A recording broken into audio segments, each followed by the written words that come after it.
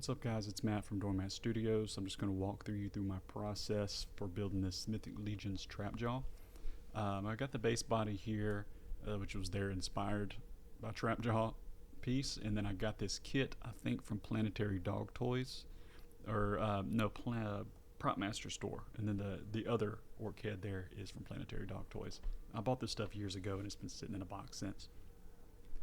So what I'm doing here, I'm adding a texture to all the metal because it's just a flat, smooth plastic. I use Tamiya putty and lacquer thinner and mix that together and just dab it on there. This also works with liquid green stuff. I don't have any of that. It just adds some depth to the metal. So I'm going to base coat all of my heads. I use Tamiya flat green, and then I start adding yellow throughout and do subsequent highlight passes with the airbrush at a higher and higher angle, just to give it, some depth and some shadow. You can see that's what I'm doing here. I think at one point I just go even with the straight yellow, just there I think they're on the forehead and the higher parts, and then I'm just going to weather all this back down. So for the body, I used Tamiya blue mixed with I think Tamiya gray primer to get it that lighter color, just to double as a good primer. And then I base coat all the armor there in Steino Red's black. It's kind of my go-to when I'm doing a black, just because the primer I use in a rattle can is the Tamiya gray. So what I do here, instead of painting the metal, I dab it on. You see I've got a little chunk of sponge there. It's a little makeup sponge. I just tear pieces off, and then you dab it, dip it in some of the silver, and then just do taps. So you see there, it adds some realism, adds some depth, instead of just a good solid smooth finish. And then once you add the weathering on top of this, it just gives it that much more texture, that much more depth.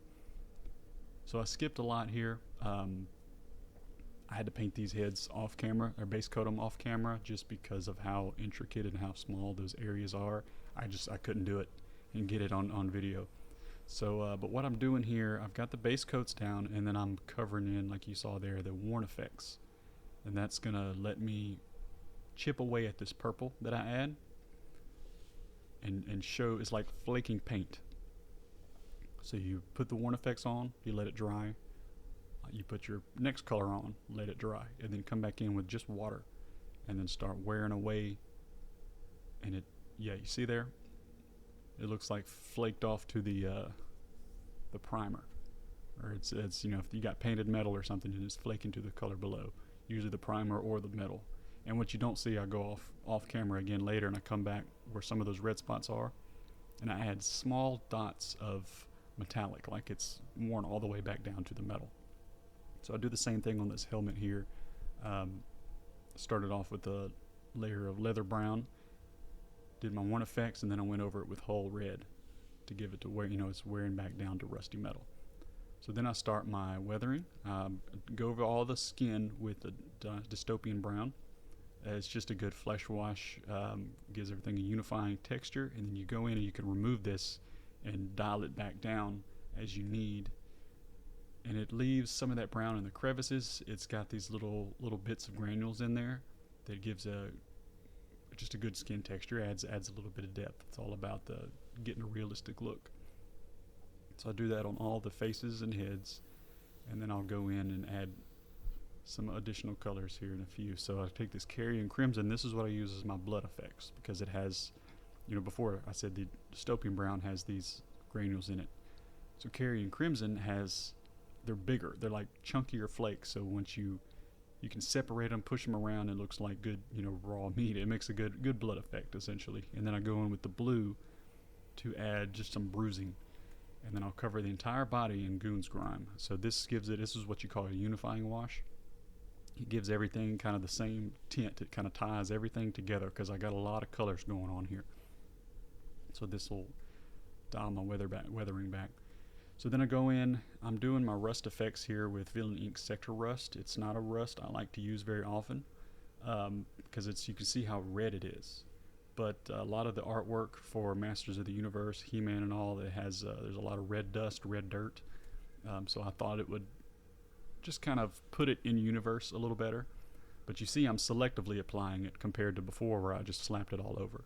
This is because I want it in a few select areas, but I still dial it back. It's still slapping it on there in a sense, but it's still slapping it on with intent. And then I go in and remove it, dial it back. That way it's creeping out of the crevices. It's got just a crusty, corroded buildup is the way I like to look at it. So you can see there, as it starts to dry, it gets really matte, really chalky, and that works in our favor. That kind of builds up a slight texture of rust. It doesn't pick up well, on camera if I'm not really zoomed in with a macro lens, but in person and in hand, it looks like it's been being caked on there, been building up. So I'll go in and I'm just pulling all this back. Once you mix it with that mineral spirits, it washes it out, pulls it away. So this here, I did most of this off camera because that stuff is hard to use. It was my first time using it. I just wanted to add, the spit trails that you can see in there. That was a difficult task.